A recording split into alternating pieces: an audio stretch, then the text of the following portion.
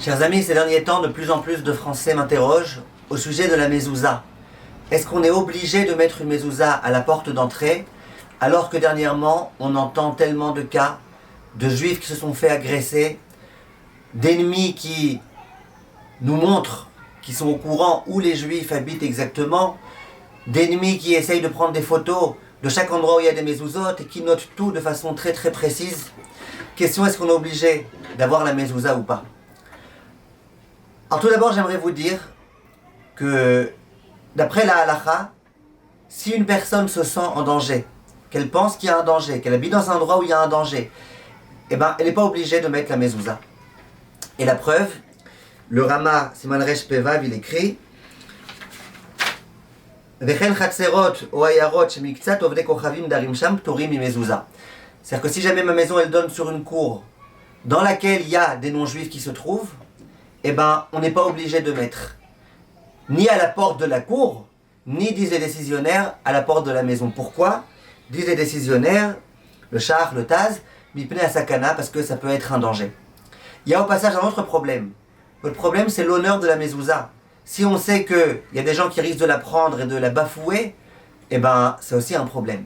Mais en tous les cas, le simple fait qu'il y a un danger, ça autorise, et les décisionnaires, ils expliquent que c'est vrai qu'on a un devoir de mettre une mezouza, c'est une mitzvah deoraita, mais on n'est pas obligé de se mettre en danger pour accomplir une mitzvah tassée.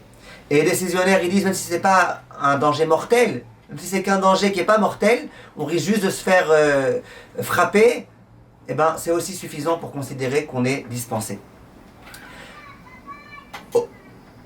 Au passage, dans le Siman Resh Petet, le Shach Seif Katan Chet, il dit au nom du Ma'adan Emelech, que les maisons qui sont ouvertes et qui donnent sur des rues où il y a des non-juifs, et c'est la raison pour laquelle ces gens-là ils mettent la mezouza à l'intérieur de la porte. Ils ont sur quoi se reposer. Halakha lemaaseh, je ne suis pas en train de dire maintenant à tous les Français qu'il faut absolument retirer les mezuzot. C'est sûrement pas mon intention. Il y a des gens qui, Baruch Hashem, d'abord ont une très grande émouna et qui se reposent complètement sur Akadosh Baruch Hu. Et ces gens-là, je pense que pour l'instant, dans l'état actuel, en tous les cas, ils peuvent continuer à garder leur mezouza. Il y a des gens qui habitent dans des endroits dans lesquels il n'y a pas tellement de danger. Mais une chose est sûre, c'est que si une personne elle se sent en danger, elle a le droit de ne pas mettre la mezouza. Maintenant, ce que j'aimerais vous dire, c'est que c'est pas suffisant de dire on ne met pas la mezouza. Et là, la partie la plus importante de ce cours. Vient le Chaye Adam, l'un des grands décisionnaires, et il dit que dans les endroits dans lesquels on a peur de mettre la mezouza, il y a une solution. La solution, elle peut être peut-être coûteuse, mais c'est une solution qui vaut le coup pour accomplir une mitzvah deoraita. Elle consiste, au niveau du montant, là où on pose la mezouza, de creuser. Ça peut être à l'aide d'un disque, par exemple, si jamais c'est en métal, ou ça peut être à l'aide de ce que vous voulez. Creuser une petite ouverture, pas trop profonde, faut pas que ça soit trop profonde. On insère dedans la mezouza, c'est pas la peine de mettre toute la mezouza elle est grosse, il faut mettre le parchemin qui est entouré. On met le parchemin, et puis après, on recouvre complètement. Dit le Chaye Adam, c'est le mieux. Le top, ça serait de malgré tout mettre un petit signe. Un petit signe que les ennemis ne verront pas, que simplement nous on verra. Pour se rappeler, ici c'est la mezouza. Mais c'est pas obligé. Si on a peur que même ce petit signe il puisse faire tilt, c'est pas obligé. Donc en cette période dans laquelle les gens ils sont super inquiets, il y a plein de gens qui ont dit moi je retire la mezouza, ou il y a plein de gens qui disent je mets la mezouza à l'intérieur. Sachez que c'est beaucoup mieux de la mettre à l'extérieur en faisant cette chose-là, bien que c'est coûteux, que de la mettre à l'intérieur où d'après certains décisionnaires on n'est pas quitte. En ce qui concerne l'intérieur, disons que quelqu'un ne puisse pas faire cette chose-là. En ce qui concerne l'intérieur, d'après la plupart des décisionnaires, il faut qu'on se trouve encore sous le mashkov, sous le linteau. Ça veut dire que si la porte, par exemple, du côté intérieur, au moment où elle est fermée, on est en dehors du linteau, ça ne fonctionne pas. Ça ne marchera pas. Il faut impérativement que, même si tu veux mettre ça à l'intérieur de la maison, mais il faut impérativement que lorsque la porte elle est fermée, et que là où tu mets la mezouza, ce soit encore en dessous du linteau, sur le montant. Parce que sinon, c'est un vrai problème de halakha.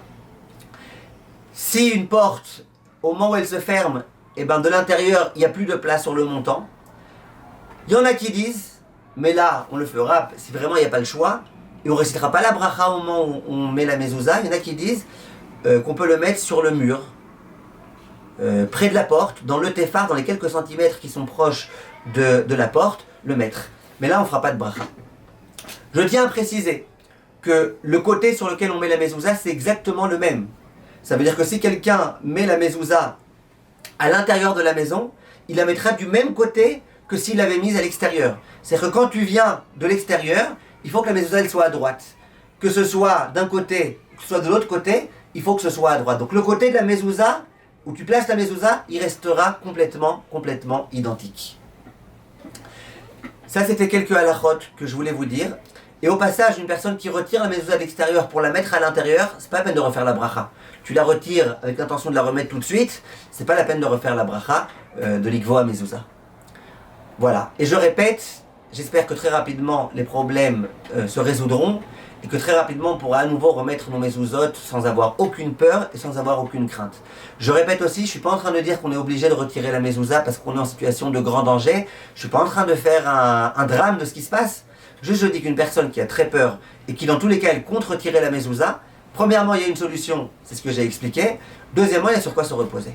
Kolto mes chers amis, be'atzlacha, besorot tovot, et à très bientôt. Et n'oubliez pas que la mezouza c'est elle qui nous protège.